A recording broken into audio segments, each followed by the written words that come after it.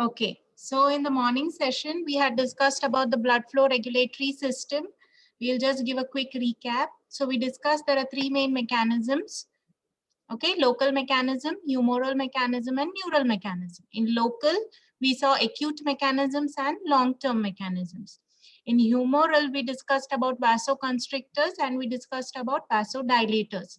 In neural mechanisms, I told you there are three main mechanisms, that is baroreceptors, chemoreceptors, and CNS ischemic response. Okay, in CNS ischemic response, we also discussed about Cushing's reaction. Okay, there is one more, that is Cushing syndrome, which is due to increase in glucocorticoid hormone. Okay, now what are the blood pressure regulating mechanisms? As I told you, for the blood flow regulation in neural mechanisms, there are baroreceptor mechanism, chemoreceptor, and CNS ischemic response. Now, same are the mechanisms that are there for blood pressure regulating mechanisms. Okay, now blood pressure regulating mechanisms can be classified into short term, intermediate term, and long term. This is depending upon how long they can auto regulate the blood pressure to maintain it in the normal range. Okay, the system that comes into effect within seconds, fraction of seconds, and tries to maintain the blood pressure for few seconds, 2 minutes, are baroreceptors, chemoreceptors, and CNS ischemic response, which we have already discussed. The next is intermediate. Just a second, I have a call.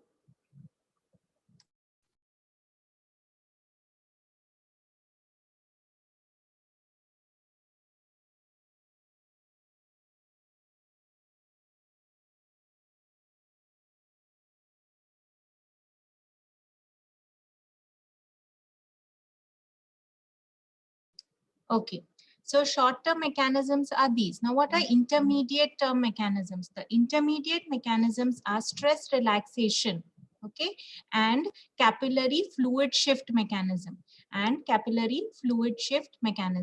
The last one is the long-term mechanism, which comes into account or comes into play after a few days and can control the blood pressure and maintain it normal for nearly hours to days. Okay, so we will not repeat the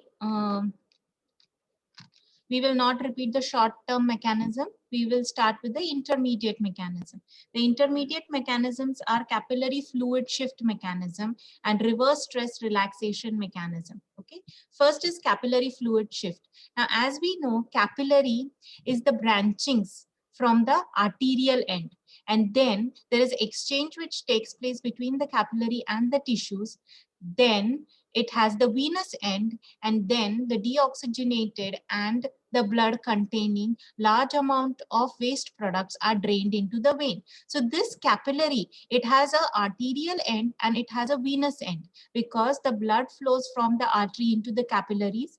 The exchange takes place, and after the exchange, it drains into the veins.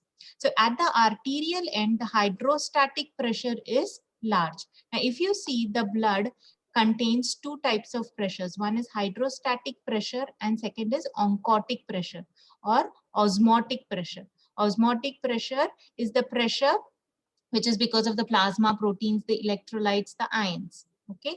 Now, at the arterial end, the pressure is high because hydrostatic pressure is high. What is hydrostatic pressure? Hydrostatic pressure is the pressure that is exerted by the column of blood on the arterial wall due to the gravity acting on it. Okay. So arterial pressure, at the arterial end, the hydrostatic pressure is high, whereas the hydrostatic pressure in the interstitial fluid is low.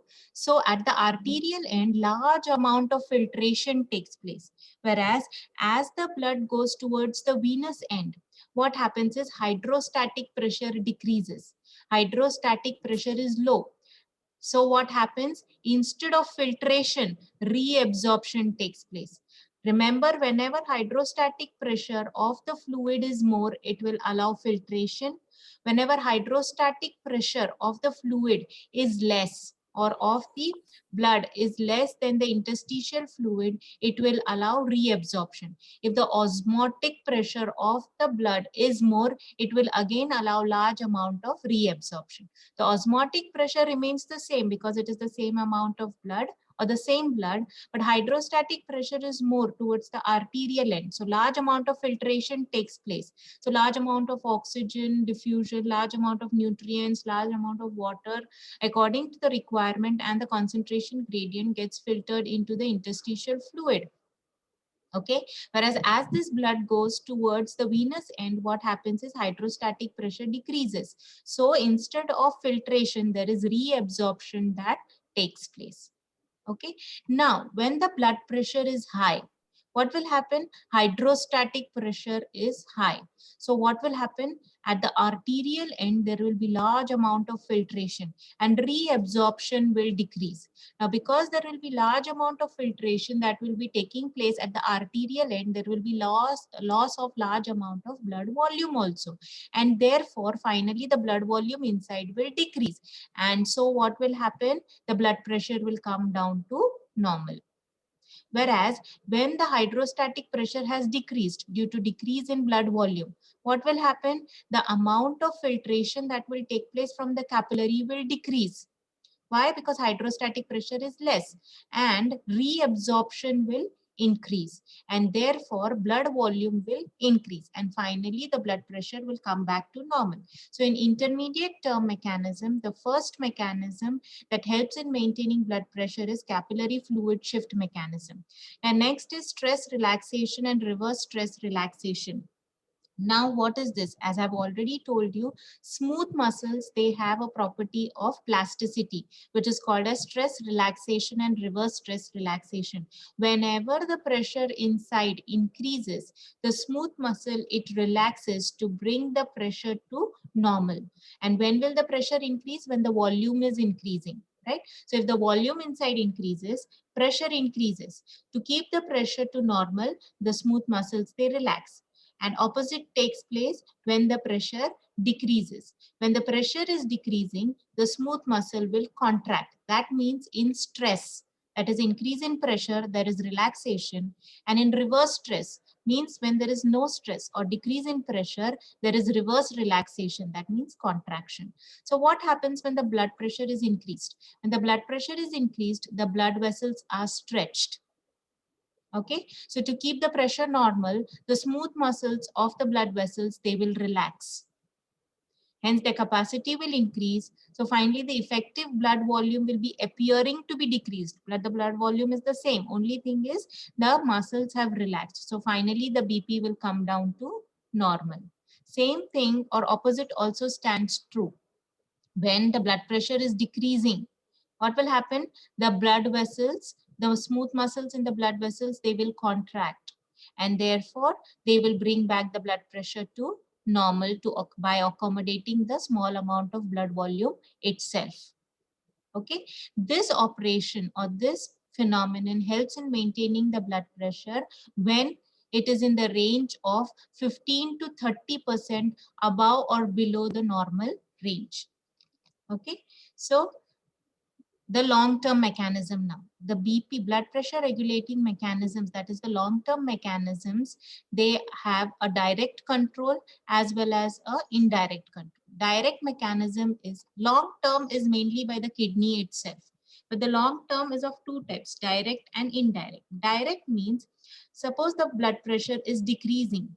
Why? Because the blood volume is less. So what will happen? The blood that is reaching the kidney will be less. So the kidney, in the kidney, what will happen? The blood flow, the renal blood flow is less. So obviously the GFR, that is glomerular filtration rate, will be less, because what is glomerular filtration? It is the ultracentrifugation. Means what? The filtration of the blood under pressure against the glomerular basement membrane to form the urine. Now, because the blood flow itself to the kidney is less, the filtration will be less. If the filtration is less, the urine formation will be less. If the urine formation is less, the amount of water and electrolytes that will be excreted out will be less. That means there will be more amount of retention. So it will help in bringing back the blood volume to normal. So first is the direct mechanism by which decrease in blood pressure resulting into decrease in blood volume, resulting into decrease in GFR will help to bring back the blood pressure to normal. What is indirect mechanism? Indirect mechanisms are via two pathways, that is aldosterone system and renin-angiotensin system. Okay, so whenever the blood pressure decreases, okay, whenever the blood pressure decreases, first we'll go through the direct mechanism. Renal ischemia, because blood flow to the kidney is less, GFR will decrease. So what will happen? Excretion will decrease, so retention will be more, so ECF will increase, so blood volume will increase. This will cause increase in cardiac output and bringing back the blood pressure to normal. What is the indirect mechanism? Indirect mechanism is whenever there is increase, okay, whenever there is decreased blood flow to the kidney, whenever there is decreased blood flow to the kidney, there is renal ischemia. Whenever there is renal ischemia, I told you that in the JG apparatus, the JG cells are stimulated. The JG cells, they produce an enzyme which is called as renin. Renin acts on angiotensinogen. What is angiotensinogen? It is a plasma protein which is secreted by the liver. Angiotensinogen is converted to angiotensin 1 in the presence of renin. Angiotensin 1 is converted to angiotensin 2 by angiotensin converting enzyme, which is found in large quantity in the lung and to some amount in the kidney. This angiotensin 2, as I've already told you, it directly acts on the kidney to cause sodium water retention. It also acts on the adrenal cortex to increase aldosterone secretion, which again helps in sodium water retention. Angiotensin 2 directly stimulates the thirst center to increase the thirst so that the blood volume can be increased due to intake of fluid. Moreover, this angiotensin 2, it also stimulates the pituitary via the hypothalamus to increase the secretion of ADH, which again causes sodium water retention and brings back the blood pressure to normal. So this is the long-term arterial blood pressure regulating mechanisms, direct and indirect mechanism. Okay. Now, as I've told you of ADH, the other name is vasopressin, right, which we have already discussed. Vasopressin has two receptors, V1 and V2. V1 is present on the blood vessels. Whenever vasopressin acts on V1, it causes severe vasoconstriction and helps in increasing the blood pressure. Same vasopressin, when it acts on V2 receptors in the kidney, it increases the reabsorption of water by inducing aquaporins at the CT, that is collecting tubules, and increases the reabsorption of water, brings back the blood volume to normal, and thereby helps in increasing the blood pressure.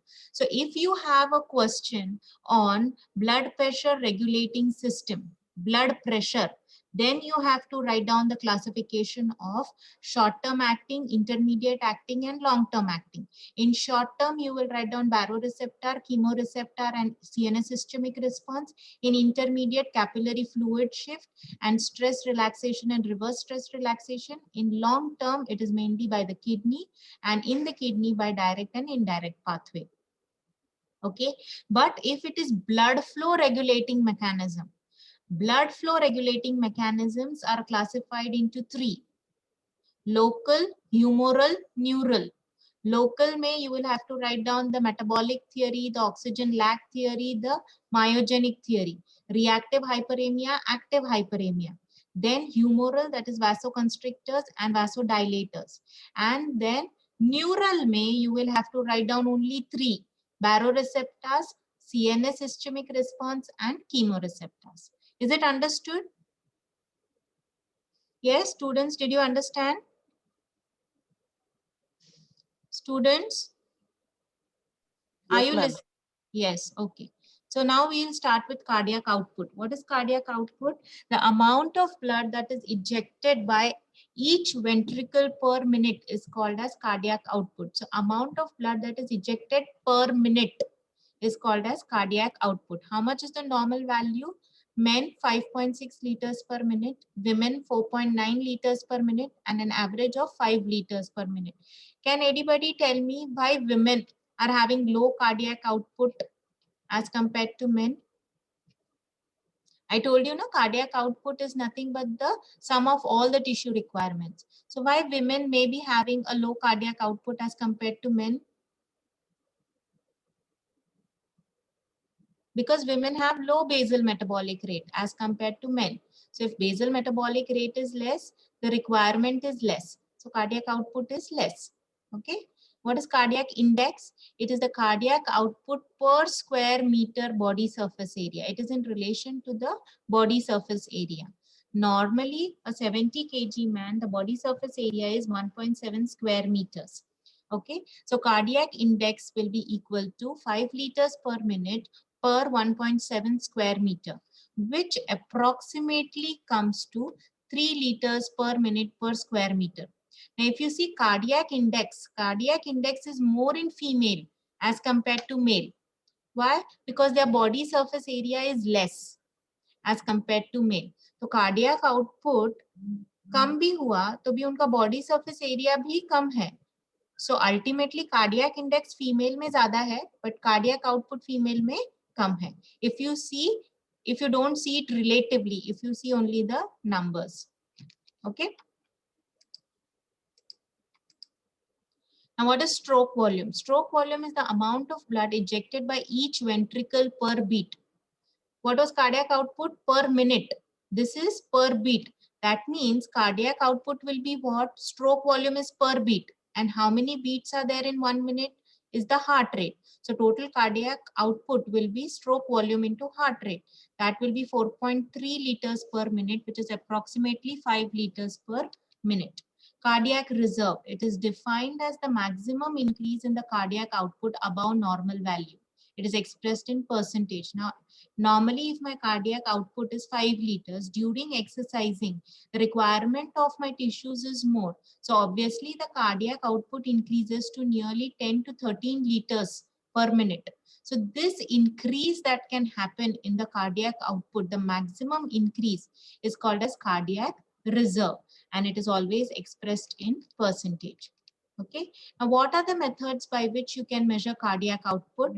No question is asked on this. It was asked in initially the old pattern. But if you remember, we had discussed about the electromagnetic flow meter and ultrasonic Doppler flow meter, which helps us to find out cardiac output, which is used nowadays. That is ultrasonic Doppler flow meter. These are the indirect methods which are not used.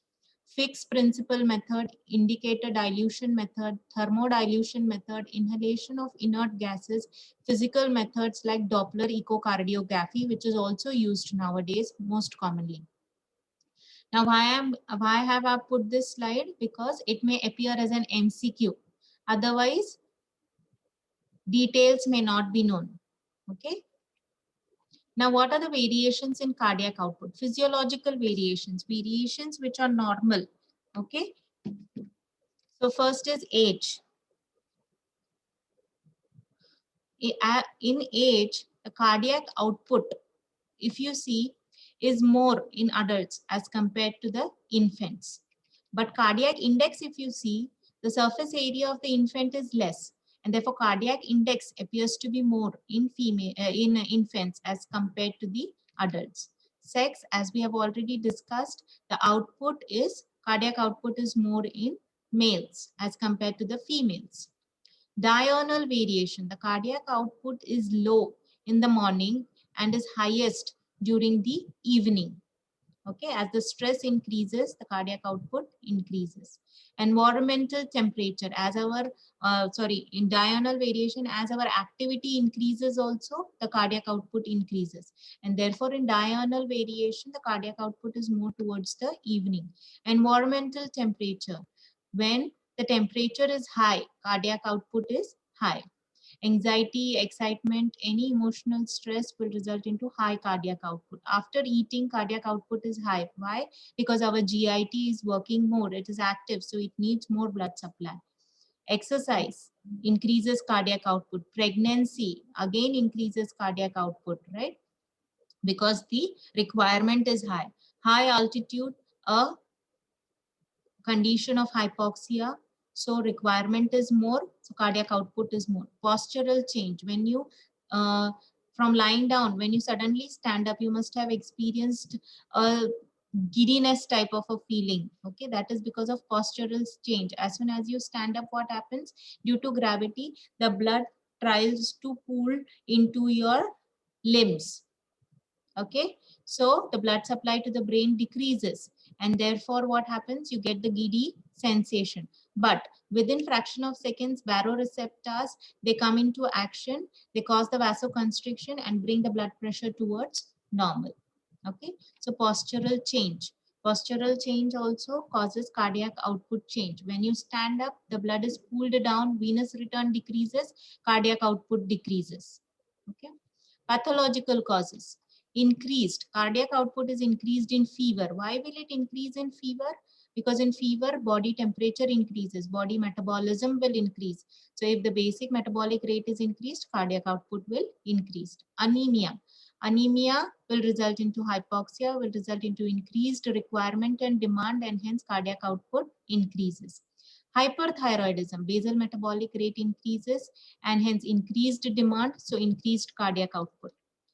Cardiac output decreases in rapid arrhythmias. When there is rapid arrhythmia, what happens is the ventricle is beating at a faster rate, so it is not getting the ample amount of time to get itself filled properly, and therefore cardiac output decreases. Congestive cardiac failure is of two types: left ventricular failure and right ventricular failure.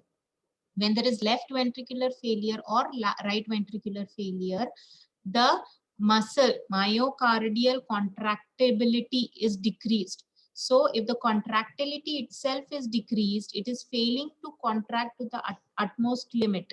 So what happens? The cardiac output will decrease. Cardiac shock means myocardial infarction के बाद क्या होता है? The ability of the heart to pump the blood decreases, and it results into decreased blood flow in the body. That is called as cardiac shock. Incomplete heart block. In incomplete heart block, the rate is less, and therefore cardiac output is less. As I have told you, cardiac output is equal to stroke volume into heart rate. So if heart rate decreases, cardiac output will also decrease. Hemorrhage, loss of blood. Blood volume ही कम है, तो venous return कम हो जाएगा, तो cardiac output कम हो जाएगा. Hypothyroidism. Basal metabolic rate is less, requirement is less, cardiac output is less. Okay, so this is the same diagrammatic representation in what the cardiac output is more, and this is the normal cardiac output. All the bars that are showing the cardiac output more than normal are beriberi. What is beriberi? It is vitamin B deficiency. When vitamin B deficiency is there, it plays an important role in the formation of ATP. So if ATP is not formed properly, what will happen? The requirement will be more for cardiac output. So cardiac output has increased. AV shunts, arterial veno shunts, means there is a connection between the artery and the veins, which is abnormal. So artery has high pressure, so all the blood will be diverted towards the veins. So venous return will increase. So cardiac output will increase. Rest we have all discussed. So if you see, there is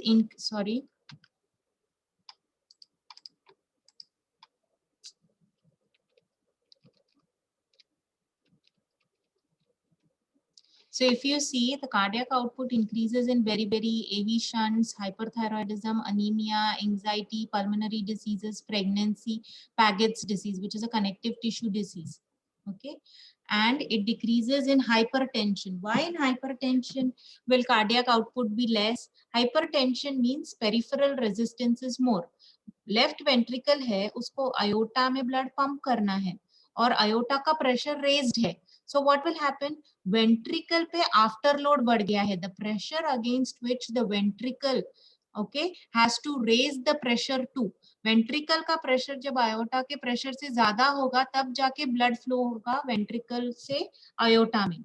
Now, there is peripheral resistance increase in hypertension. So pressure in the aorta is more. So ventricles have to contract to a greater force, so that greater pressure will be created, so that blood will flow into the aorta. So finally, what will happen? The ability of the ventricle to pump the blood will decrease because of hypertension. Okay, and Hence, cardiac output will decrease. Mild valvular diseases will also cause an obstruction to the flow of the blood, and hence there will be again decrease in cardiac output. Shock, then severe valvular diseases, traumatic shock, cardiac shock. Shock will be taken in detail in the next lecture. Okay. So all these are the conditions where cardiac output will decrease. Now, control of cardiac output. It is always said that, what is the definition? It is the amount of blood that is ejected by each ventricle per minute. Each means right ventricle and left ventricle. And during normal physiological conditions, or when you're healthy, it is always seen to it that the right ventricle output and the left ventricle output is always maintained equal. Why? Suppose right ventricle output increases over left ventricular output. Right ventricle ज़्यादा pump कर रहा है left ventricle से by a mere say 0.1 ml per beat. तो 1 minute में कितना होगा? अगर heart rate is 70, it will be 7 ml per minute. So right ventricle will be pumping 7 ml per minute more blood than the left ventricle. So in 3 hours, it will be 1260 ml. So what will happen because of this? Right ventricle is pumping more and more blood as compared to the left ventricle. So more and more blood will go on accumulating in the left ventricle. The pressure in the left ventricle will increase, which will cause a back pressure on the left atrium. So left atrium का pressure बढ़ जाएगा, तो pulmonary left atrium में blood नहीं डाल पाएगा, तो finally pulmonary का pressure बढ़ेगा, and finally what will happen? Pulmonary hypertension, left atrial hypertension, left ventricular hypertension. So the blood flow, the flow of the blood will decrease. Yes or no? And hence this will hamper the exchange of gases that takes place in the pulmonary circulation. Hence, in body, in vivo, it is in health, it is always seen to it that right ventricle and left ventricle have equal outputs, cardiac output. Cardiac output. Now, the question that is normally asked is define cardiac output, give its normal value, define cardiac index, give its normal value, and write a note on the factors affecting cardiac output. So what are the factors that are affecting cardiac output? Cardiac output is equal to stroke volume into heart rate, which we have already seen. So what will be the factors on which cardiac output depend? First will be heart rate. Heart rate बढ़ा तो cardiac output बढ़ेगा. Heart rate कम हुआ तो cardiac output कम होगा. But if the heart rate increases exceptionally, for example, in ventricular flutter, ventricular fibrillation, atrial flutter, atrial fibrillation, where the rate is so much, 350 to 450 beats per minute, the ventricle is not getting ample amount of time to fill itself. So cardiac output will be less. But if it is seen in health, like for example in exercise, when the heart rate increases, cardiac output also increases. When the stroke volume increases, cardiac output will increase. What is stroke volume? It is the amount of blood that is pumped by the ventricle each beat or per beat. Okay, so how much will be the blood pumped by the ventricle will depend first upon end diastolic volume, right? That is amount of blood that will accumulate in the ventricle at the end of the diastole. Why? Because the heart follows Frank's Starling law. What is Frank's Starling law? The force of contraction is directly proportional to the initial length of the muscle within physiological limits. Right? So end diastolic volume, ventricle में बहुत ज़्यादा blood है at the end of diastole. So the stretch on the muscles of the ventricle will be more. If the stretch is more, the initial length is more. What is the definition of initial length? Initial length is the length of the muscle before contraction. So what will happen? End diastolic volume more, initial length more, so force of contraction will be more. If the force of contraction is more, stroke volume will be more, so cardiac output will be more. Sorry, myocardial contractility. If the force of contraction of the heart is more, sorry, so the stroke volume will be more, which will result into increase in cardiac output. For example, in ventricular hypertrophy, right? Muscle mass increases, myocardial contractility increases, cardiac output increases. But When there is cardiac failure, ventricular failure, that is left ventricular failure or right ventricular failure, what will happen? Contractility has decreased. So stroke volume will be less, so cardiac output will be less. Total peripheral resistance. If the total peripheral resistance increases, then cardiac output will decrease, because total peripheral resistance is the afterload on the heart. What is the definition of afterload? It is the load that acts on the muscle after the contraction starts. Yes or no? So there is hypertension और aorta का resistance बढ़ गया है, ventricle ने contract होना शुरू नहीं किया है. जब वेंट्रिकल कॉन्ट्रैक्ट होना शुरू करता है तब उसको रियलाइज होता है कि I have to contract to increase the pressure above the aortic pressure, then only the blood will flow. Yes or no? So the load that is acting on the cardiac ventricular muscle fibers after the contraction begins is which load? The peripheral resistance or the arterial blood pressure. Okay, so what is the preload on the heart? Preload means the load that is acting on the muscle even before the contraction begins. So what is that? That is the end diastolic volume. So what is the preload on the heart? It is the end diastolic volume, which is acting, which is stretching the muscles even before the contraction began. So this becomes the preload, and total peripheral resistance becomes the afterload on the heart. Okay, so if the afterload increases, cardiac output will decrease. If the preload increases, that is end diastolic volume increases, the cardiac output will increase. Okay, what is regulation? Okay, regulation of cardiac output. Regulation of cardiac output is mainly by intrinsic autoregulation or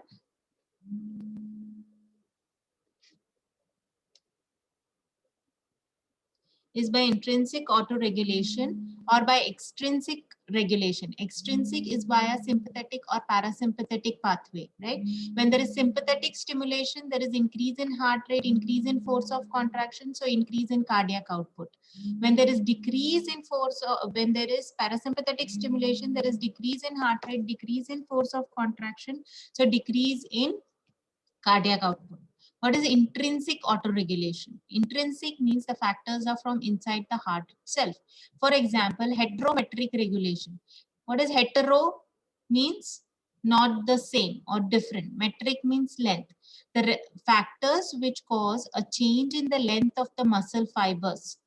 Okay, cardiac muscle fibers. For example, preload and afterload. So preload is end diastolic volume. When end diastolic volume increases, the cardiac output increases. End diastolic volume decreases, cardiac output decreases. Afterload, that is the total peripheral resistance. When the total peripheral resistance increases, cardiac output decreases. Okay, when the total peripheral resistance decreases, cardiac output increases. These are the factors which are heterometric, okay, and help in the intrinsic regulation of the cardiac output. What is homometric? Where the length of the muscle remains the same, but still there is change in the cardiac output. What are these? Sympathetic and parasympathetic stimulation of the heart. Sympathetic and parasympathetic stimulation, whenever it is there, it will cause the change without change in the heart. Sympathetic stimulation, heart matlab cardiac muscle fiber length. Okay, so increase in sympathetic stimulation, increase in cardiac output, increase in parasympathetic stimulation, decrease in cardiac output. Okay, this is Frank Starling law. Increase in ventricular end diastolic volume is causing a linear increase in the stroke volume, but within physiological limits. After that, it is maintained constant. So what is Frank Starling law? The force of contraction is directly proportional to the initial length of the muscle within physiological limits. Okay, now right from the starting, I'm telling you end diastolic volume is the preload, end diastolic volume is the preload. If end diastolic volume increases, cardiac output will increase. End diastolic volume decreases, cardiac output will decrease. What are the causes of increase in end diastolic volume? Blood volume increase. Increase in blood volume, obviously end diastolic volume will increase. Increase in atrial contractility. If the atria contract, to a greater extent, the amount of blood that will be filled in the ventricles will increase. So end diastolic volume will increase. Increase in venous return. If the venous return increases, blood volume coming back to the heart will increase. So obviously the blood volume being poured into the ventricles during diastole will increase. So end diastolic volume will increase. Decrease in intrathoracic pressure. Now, intrathoracic pressure is always maintained negative, right, in the body. So आपने vacuum pump देखा होगा ना, उसमें भी negative pressure रहता है. तो suction की वजह से it pulls everything. Just like that, there is decrease in intrathoracic pressure, which is negative. So it will show a suction effect and will try to pump in or suck the blood from the veins into the right atrium. So more is the decrease or more negative is the intrathoracic pressure, more will be the venous return, more will be the end diastolic volume. The decrease in end diastolic pressure will be exactly opposite to this. Okay, decrease in blood volume, increase in pericardial pressure, decrease in venous return, increase in intrathoracic pressure, and decrease in ventricular compliance. If the ventricle contractility itself is less or its distensibility is less, then the cardiac output will be less. Okay, end diastolic volume. Factors that affect the end diastolic volume are respiratory pump, cardiac pump, muscle pump, blood volume. We have already discussed. Increase in blood volume, increase in end diastolic volume. Decrease in blood volume, decrease end diastolic volume. Sympathetic discharge, increase in sympathetic discharge. If there is increase in sympathetic discharge, there will be vasoconstriction, venoconstriction. Veins will constrict, will push the blood forwards. Venous return will increase and diastolic volume will increase. Standing position, there will be gravitation of the blood below, pooling of the blood in the lower limbs. So venous return will decrease. So end diastolic volume will decrease. Okay. What we did not discuss is respiratory pump, cardiac pump, and muscle pump. So we'll see respiratory pump first. What is respiratory pump? During the process of inspiration, the diaphragm, it contracts. Whenever diaphragm contracts, it moves towards the abdomen or downwards, right? So what happens? The increase in intra-abdominal pressure will cause the compression on the veins and will push the blood upwards. Moreover, when the diaphragm contracts and the thorax is expanding, there is a negative intrathoracic pressure that is built up, which causes a suction pressure on the veins and hence increases the venous return to the right atrium. So what will happen? The cardiac output will increase. Why? During inhalation, intrathoracic pressure decreases, becomes more negative, plus diaphragm contracts to increase the intra-abdominal pressure, causing a compression on the veins to push the blood forwards towards the right atrium. So in total, venous return is increasing. So if venous return is increasing, cardiac output will increase. Exactly opposite happens during expiration. During expiration, diaphragm relaxes. Okay, plus the thorax and the lungs, they recoil back. So intrathoracic pressure, it increases. The suction effect is lost. So the amount, the venous return, it decreases, and therefore cardiac output decreases. This is respiratory pump. Okay, now if you see here, this is the normal intrapleural pressure, which is -4 mm of Hg. At -4 mm of Hg, even when the right atrial pressure is 0 mm of Hg, the cardiac output that can be achieved is 5 liters per minute, which can be increased to even 13 liters per minute when needed.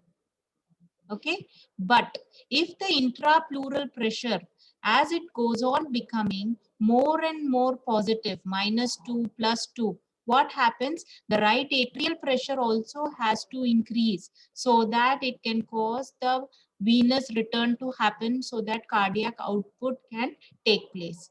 So as intrapleural pressure starts becoming more and more towards the positive direction, the cardiac output, it shifts towards the right. That means cardiac output goes on decreasing. Why? Because to combat for this, the right atrial pressure has to increase so that it can give the driving force for the blood to come into. Okay. So shift to the right means decrease in cardiac output. Positive pressure breathing. Cardiac tamponade, opening of thoracic cage. Now, what is positive pressure breathing?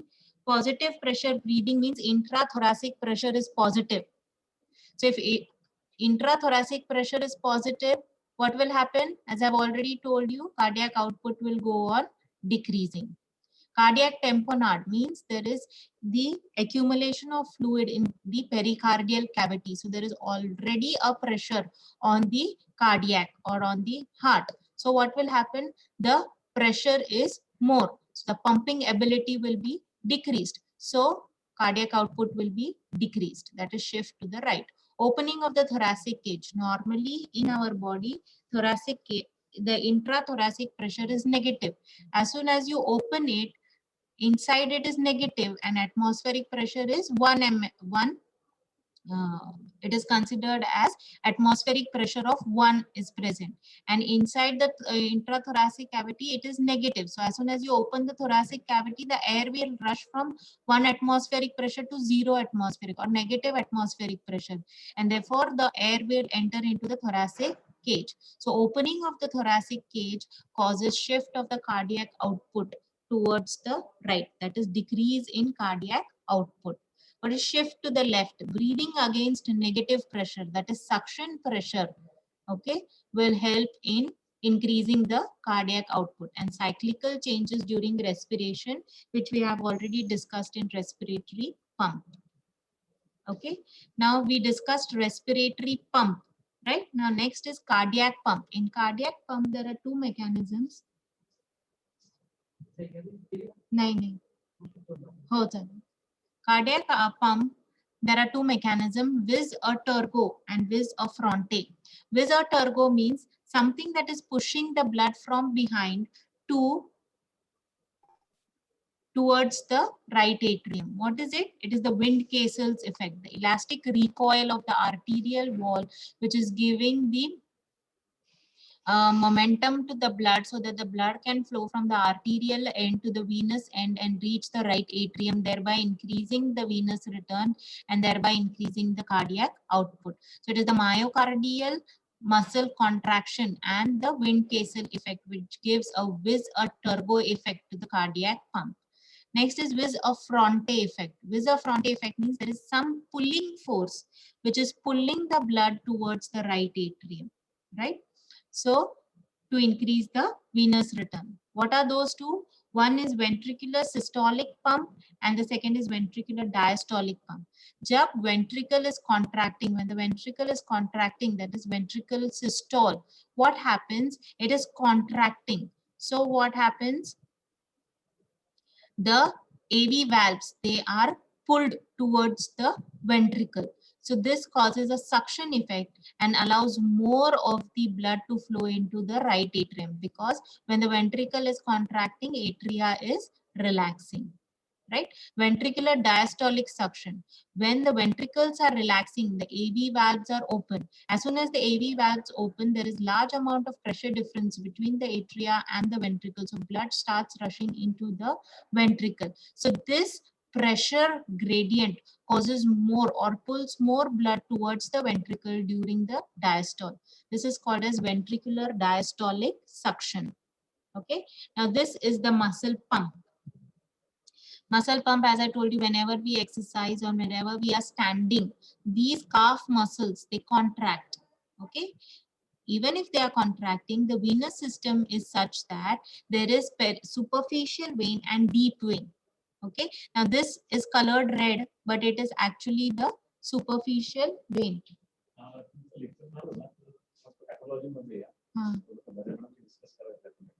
तो matter ना हाँ हो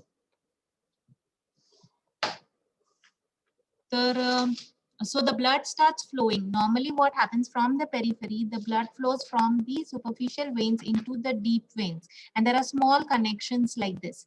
So when the muscle contracts, okay, it causes a pressure which results into the draining of the blood from, or pushes the blood from the deep veins upwards. But because there are valves, when the valve closes, they do not allow the backflow of the blood to occur. Backflow cannot occur because valve closes in the direction, in that direction. So once the muscle contracts, the blood is pushed forwards, and as soon as it is about to, because muscle is going to relax. So when it is going to relax, the blood does not flow back. Why? Because when it is flowing back, it will cause the closing of the valves. Okay, so more is the activity, or more is the muscle contraction, more will be the force of contraction, more will be the venous return, more will be the cardiac output. Okay, when you must have seen this, this is called as varicose vein. Okay, varicose vein happens, as I told you, the superficial veins, they drain into the deep veins. अगर deep veins के valves खराब हो गए तो क्या होगा? The pushing effect, pushing के बाद जो बैकफ्लो होता है तभी ये वाल्व्स बंद होने चाहिए थे, तो वो वाल्व बंद नहीं होता, तो ब्लड स्टार्ट्स गेटिंग स्टैग्नेटेड. तो डीप वेन में अगर ब्लड स्टैग्नेट हो रहा है तो superficial vein will not be able to pour its blood into the deep vein. So superficial vein starts appearing engorged like this, and this is called as varicose vein, which is more common in people who are in professions like of long standing hours. Okay, people who are having long standing hours in their professional life, they suffer from this varicose vein. It is because of the dysfunction of the valves in the deep veins. Okay, so this we have already discussed: decrease in blood volume, decrease in venous return, increase in blood volume, increase in venous return. Standing position also we have discussed, resistance to venous return. If there is any resistance to venous return, for example, any obstruction due to any mass that is growing and causing a compression on the vein, or if there is any internal plaque itself in the vein which is causing an obstruction to the flow, if there is any inflammation, that is phlebitis, causing the obstruction to the blood flow, again the venous return will be less, cardiac output will be less. So if there is a question, define cardiac output, give its normal values and describe the factors affecting it. You will write the definition, you will write the normal values, male, female, average. Okay, for factors affecting, first you will jot down what cardiac output is equal to stroke volume into heart rate. That means what are the factors that will affect it? First will be heart rate. आणि stroke volume के कौन से factors है? End diastolic volume, blood volume, end diastolic volume, blood volume, total peripheral resistance. And then each and every of this, for example, end diastolic volume first. So what is end diastolic volume? What is preload on the heart? What are the factors that determine the end diastolic volume? The Frank-Starling law. Okay, venous return you have to describe. Okay, then you will describe the factors that are affecting the venous return. What are those? The cardiac pump, the respiratory pump, the skeletal muscle pump, the blood volume, the sympathetic discharge, and the posture and the obstruction to the venous flow. Then you will discuss the total peripheral resistance, that if total peripheral resistance increases, after load on the heart increases, so cardiac output decreases. Okay, and then you will write down about blood volume. So this whole that we have discussed up till now will be your answer for factors affecting cardiac output. Next is venous return. What is venous return? Venous return is the sum of all the local blood flows that flow from all the individual tissue segments of the peripheral circulation towards the heart. Okay, it is the sum of all the local blood flows from all the individual tissue segments of the peripheral circulation towards the heart. Okay, so by Ohm's law, decrease in resistance, more is the cardiac output. Obviously, if the total peripheral resistance, that is after load, is less, cardiac output will be more. Okay, so what are the factors? Decrease in blood volume, decrease in venous return. Venous dilation, if there is venous dilation, the pushing force, there is no, it is, I told you, it has more of distension and compliance. So it can accommodate more and more of blood without even raising its pressure. So venous return will go on decreasing if there is venous dilation. वही जब sympathetic stimulation होता है, vasoconstriction होता है, venoconstriction भी होता है. Venoconstriction की वजह से the blood is pushed forward and from the veins. which is stored in it as reservoir, and therefore venous return increases. If there is obstruction to the large veins, venous return will decrease. If there is any tissue mass, okay, that has decreased, then the venous return will decrease. Why? Because tissue mass come, the blood flowing will be less. For example, I'll give you, suppose there is a carcinomatous tissue that is growing, which is nearly about 1 kg, okay, somewhere in the uterus, suppose. Okay, so that tissue is growing in your body with the same, who is having a high amount of requirement. Why? Because its mitotic divisions are taking place faster to grow. So its requirement of oxygen, its requirement of nutrients is more. So what will happen? It will result into increased cardiac output. Yes or no? Which will result into what? Increased venous drainage also from that part. And therefore venous return will increase. But once you remove that carcinoma, okay, once you remove the mass, what will happen? Cardiac output requirement will decrease. Venous return will also decrease. So decrease in muscle mass or decrease in tissue mass will cause decrease in venous return. So what is the principal factors? Right arterial pressure. Right arterial pressure is 0. If it is negative, it will cause more and more venous return. But once right atrial pressure starts going towards the positive side, it will result into decreased venous return. Mean systemic filling pressure. What is mean systemic filling pressure? For example, if you clamp the arteries, okay, then there will be no blood flow through the body. Main arteries, if you clamp them, there will be no blood flow through the body. So what will happen? The pressure everywhere in the body, arterial pressure will be the same. That is called as mean systemic filling pressure. More is the mean systemic filling pressure, less will be the venous return. Okay, how we will see? So this is the graph of venous return. Okay, as you see, more and more the right atrial pressure increases towards the positive end, the venous return goes on decreasing. As the right atrial pressure becomes more and more negative, the venous return goes on increasing up till -4 mm of Hg. After that, even if the right atrial pressure becomes more negative, the venous return remains constant. Okay. So there are two terms, mean circulatory filling pressure and mean arterial filling pressure. For example, the patient's heart has stopped working. Okay, that is, it is in a state of shock, cardiogenic shock. So what happens? Is there blood flow in the body? No. So everywhere the pressure is the same. Right? Everywhere the pressure is the same because blood flow has ceased. So this pressure is called as mean circulatory filling pressure. And the pressure is same in both pulmonary as well as the systemic circulation. Okay. Now there is one more term which is called as mean systemic filling pressure. What is mean systemic filling pressure? There is no relation of pulmonary circulation. If the systemic arteries are clamped, then the blood flow ceases in the systemic circulation. So the pressure at which the systemic circulation freezes, that pressure is called as mean systemic filling pressure. Okay, so as I have already told you, as the mean systemic filling pressure goes on increasing, venous return will go on decreasing. Okay, sorry. Mean systemic filling pressure, as the blood volume increases, the mean systemic filling pressure will increase. As the mean systemic filling pressure increases, the venous return will increase. Okay. So next is heart rate. Okay. Heart rate,